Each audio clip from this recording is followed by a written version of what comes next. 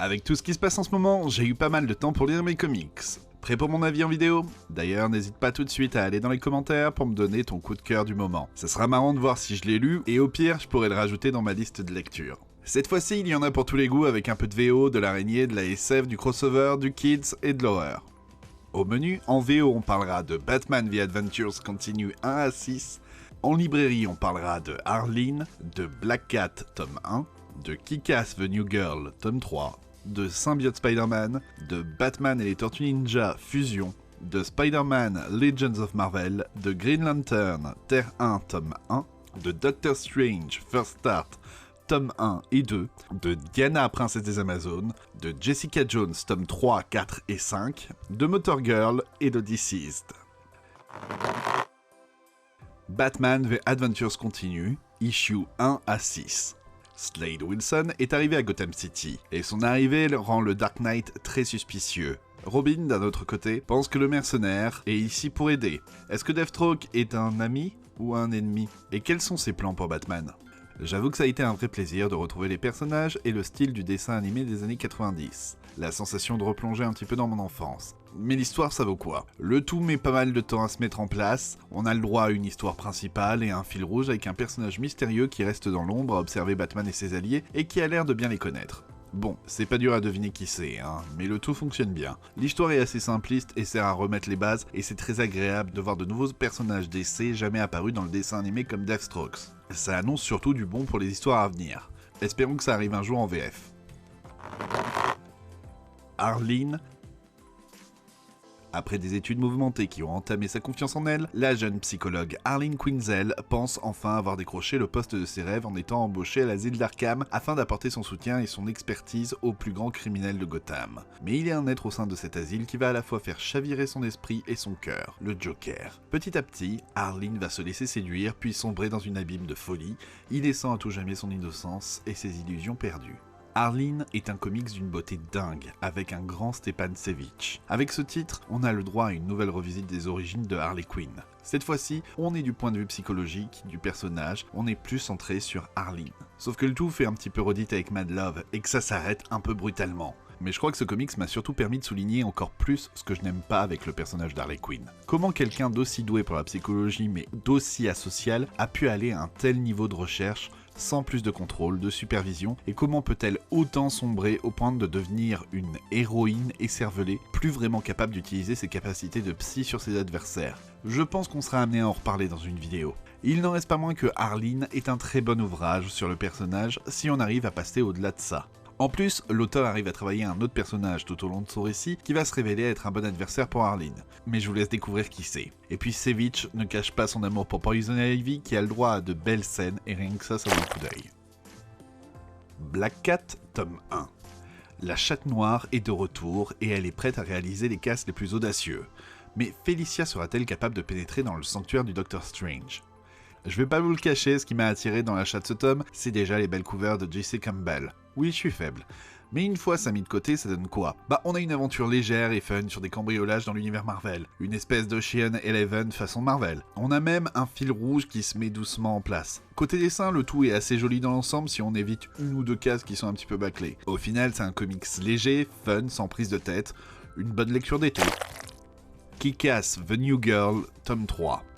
Après les sanglants événements du tome précédent, la nouvelle Kick-Ass n'a pas le temps de se reposer. Elle est désormais à la tête d'un empire criminel, mais face aux cartels russes et mexicains, réussira-t-elle à protéger sa famille et à garder son identité secrète, ou tout simplement à survivre? On se retrouve avec un gros problème avec ce nouveau tome de Kick-Ass. C'est un volume où il ne se passe quasiment rien. Ici, la nouvelle Kick-Ass gère très mal son nouvel empire et les choses dégénèrent comme on peut s'y attendre. Elle qui prévoyait bien tous ses coups n'a plus aucun plan et se fait dépasser par les événements. Alors ok qu'elle soit dépassée, mais à ce point, on a bien notre dose d'action, de violence, mais où est le but? Où est-ce qu'on va? La série est en roue libre, il n'y a que la dernière page qui annonce quelque chose d'intéressant à venir pour le tome 4. Mais est-ce que ça vaut vraiment le coup? Symbiote Spider-Man. Retour au noir. Lorsque Spider-Man rapporte son costume extraterrestre des guerres secrètes, il n'imagine pas ce qui l'attend. Et avant l'apparition de Venom, Peter Parker ne sait pas que le symbiote est capable de prendre ses propres décisions. Retrouvez une histoire située dans le passé du héros lorsqu'il doit affronter Mysterio. On peut résumer Symbiote Spider-Man à une revisite d'une période passée de la vie de Spidey et de son costume symbiotique. Grâce à Peter David, le tout est sympa, plutôt bien écrit et ne va pas à l'encontre du reste de l'histoire du monde en l'air. En plus, Greg Lang fait bien son taf sans être des plus exceptionnels. Au final, ça ne vient rien bouleverser et n'aura aucune implication sur aucun personnage, mais ça fait passer un bon moment tout en étant un peu oubliable. Batman et les Tortues Ninja fusion. Batman patrouille depuis les hauteurs de Gotham et rien ne semble pouvoir troubler la routine du Chevalier Noir.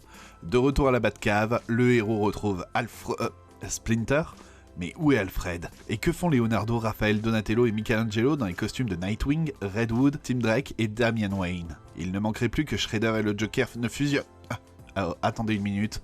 Ce ne serait pas la silhouette de l'Anti-Monitor que l'on aperçoit au loin? Mais depuis quand il sert d'hôte à Krang? Le multivers DC n'aurait-il pas besoin d'une petite révision? C'est déjà le 3e crossover entre Batou et les Tortues, et dans celui-ci, l'idée principale est de fusionner les deux univers. Cela permet de souligner les différences et les ressemblances entre eux. C'est toujours la même équipe aux manettes, du coup, c'est toujours aussi sympa graphiquement avec son côté fait au feutre copique. Ce tome est aussi l'occasion de faire une bonne utilisation du passé de ses licences et d'avoir un caméo de luxe de Kevin Eastman, l'un des créateurs des Tortues Ninja. Bref, on a de l'action, un peu d'émotion, et si vous aimez ces licences ou les deux précédents tomes, vous serez ravis. Spider-Man Legends of Marvel. Les plus grands auteurs historiques du teaser reviennent pour signer de nouveaux récits de Spider-Man. Retrouvez 3 one-shots signés par Peter David, Eric Larsen ou Mark Bagley, ainsi qu'une histoire de Power Pack. Parmi les récits de ce volume, on y trouve celui qui revient sur la création du fameux costume noir ayant donné naissance à Venom. On y lit le pitch d'origine, imaginé par un fan et acheté par Marvel. On retrouve encore un titre anthologique avec différentes histoires de Spider-Man fait par un casting all-star. Et j'avoue que j'ai craqué pour le retour d'Eric Larsen et d'autres qui ont marqué le personnage. Comme pour les X-Men lors du dernier épisode, ce comics ne révolutionne rien mais permet de revenir sur des moments marquants comme la première idée de costume noir de Spider-Man et de voir les coulisses de la création de l'époque. Par contre, j'ai pas compris pourquoi on mettait une histoire de Power Pack à la fin du tome. C'est sympa mais ça fait un peu bouche-trou, ce qui est le cas en plus. Du coup dispensable. Green Lantern, Terre 1, tome 1.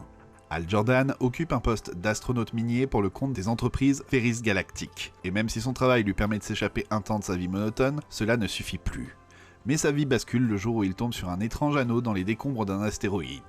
Lui qui a toujours rêvé d'aventure découvre que l'univers est bien plus vaste qu'il ne le pensait et que celui-ci est surveillé et protégé par le corps des Green Lantern, aujourd'hui anéanti par les Manhunters. Hal Jordan parviendra-t-il à réaliser seul l'impossible et faire renaître la police intergalactique?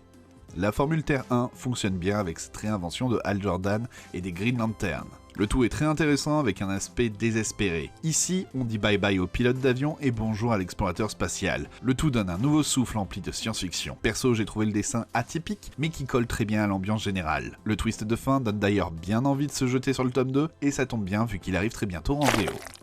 Doctor Strange Fresh Start, tome 1 et 2. Le Docteur Strange ne contrôle plus la magie. Le sorcier suprême emprunte alors un vaisseau à Tony Stark et décide de parcourir le cosmos afin de rencontrer d'autres sorciers, de comprendre et de s'inspirer de leurs pratiques. Dans sa quête, il va découvrir une pierre de l'infini.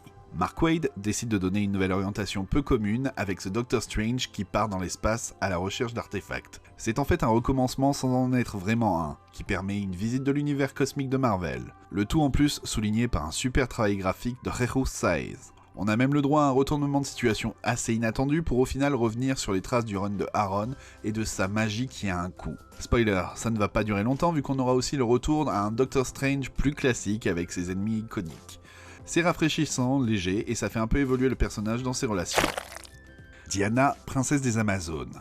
À 11 ans, Diana mène une vie paisible sur l'île de Themyscira où elle est née aux côtés d'une mère aimante, la reine Hippolyte, et de nombreuses tantes. Mais la petite fille est enfant unique de ce paradis isolé au cœur de l'océan, et la solitude commence à lui peser. Pour tromper le temps, la jeune Diana décide alors de suivre l'exemple de sa mère sans trop y croire, qui la façonna dans la glaise, et de modeler une amie avec qui elle pourrait vivre et partager les aventures les plus folles.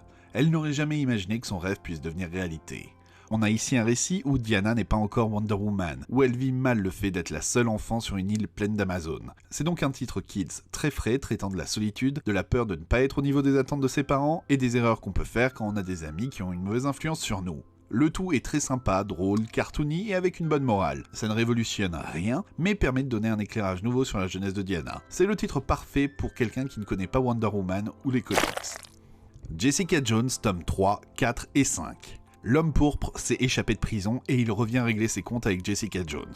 Suite et fin des aventures de l'héroïne sous la plume de ses créateurs Brian M. Bendis et Michael Gaydos. Et ensuite, Jessica Jones revient pour enquêter sur des crimes mystérieux, elle va avoir besoin de l'aide de Elsa Bluestone pour ça. Le tome 3 marque les adieux des créateurs de la série Jessica Jones, tandis que le 4 et le 5 sont une nouvelle prise en main par une nouvelle équipe. Le 3 est limite la meilleure conclusion qu'on pourrait faire au personnage. On y creuse les termes de la relation de Jessica avec l'homme pourpre et tout ce qui en découle dans son rapport aux autres personnages, en particulier son impossibilité de faire confiance à qui que ce soit. Ces tomes sont aussi l'occasion d'avoir des dessins vraiment beaux, que ce soit ceux de Gaydos ou ceux de Iulis, avec des styles vraiment très différents. En ce qui concerne le tome 4 et 5, ils sont un petit peu en dessous, même si on ne dirait pas qu'à l'origine ils étaient prévus pour être simplement des comics digitaux. Ici, on se centre plus sur la famille que jamais et le chemin de croix de Jessica. Ça annule des choses importantes du tome 3, ce qui est assez dommage, mais permet de montrer la vie de famille de Jessica, ce qu'elle considère comme une faiblesse. Motor Girl. Samantha, ex-militaire qui a effectué 3 séjours en territoire hostile et souffrant de syndrome post-traumatique, vit retirée du monde et gère un garage, ou plutôt une casse auto en plein désert. Elle a pour seul compagnon un ami imaginaire, un gorille de 2,20 m de haut. Lorsqu'une soucoupe volante choisit de se cracher près de la casse, les ennuis de Samantha ne font que commencer. Motor Girl, c'est bien l'histoire d'un mécano et de son ami gorille, mais c'est surtout un récit sur le traitement tout en finesse et en humour du syndrome post-traumatique, du retour difficile à la vie de civil pour des soldats ayant souffert au front, le tout avec une réflexion sur la guérison, sur le fait d'accepter l'aide qu'on nous offre, même si cela veut dire reconnaître nos faiblesses. C'est toujours aussi beau et avec de bons dialogues, car Terry Moore. Et avec cet auteur, on sait que le tous dévore tellement le rythme. Deceased. Darkseid a de nombreuses fois tenté de conquérir la Terre et de réduire à néant les super-héros qui la défendent. Mais aujourd'hui, il y est parvenu. Lors d'un combat contre la Ligue de Justice, le Seigneur d'Apocalypse a déchaîné toute la puissance de l'équation d'Antivie, faisant ainsi du monde un enfer habité d'individus contaminés et hystériques qui se dévorent les uns les autres. En face du chaos planétaire de l'Antivie, les héros sont aussi vulnérables que désemparés. Avec DC's, on part sur une idée pas super originale, mais qui est l'occasion de visiter tout l'univers DC en montrant que personne n'est à l'abri de cette infection. Je n'ai pas trouvé la série super belle, mais elle a le mérite d'être efficace. Le titre nous offre de bons moments de bravoure et d'autres émotions. Je sais que parfois il ne faut pas trop surréfléchir nos comics, mais j'ai quand même trouvé certaines réactions des personnages un peu absurdes quand on sait que ces gens ont l'habitude de gérer des crises en prenant beaucoup de précautions et que là ils sont vachement pris de court. Alors je comprends bien que c'est pour retranscrire l'urgence de l'action, mais quand même. Une suite est annoncée centrée sur les vilains de l'univers DC, surtout que beaucoup de personnages importants ne seront plus là. Voilà, on a fait le tour de mes lectures du moment. Donne-moi ton avis dans les commentaires. Est-ce qu'il y a un titre que ça t'a donné envie de lire? Est-ce que tu n'es pas d'accord avec moi? Je vous attends dans les commentaires pour discuter. On se retrouve très vite pour parler comics, et d'ici là, amusez-vous bien. See ya!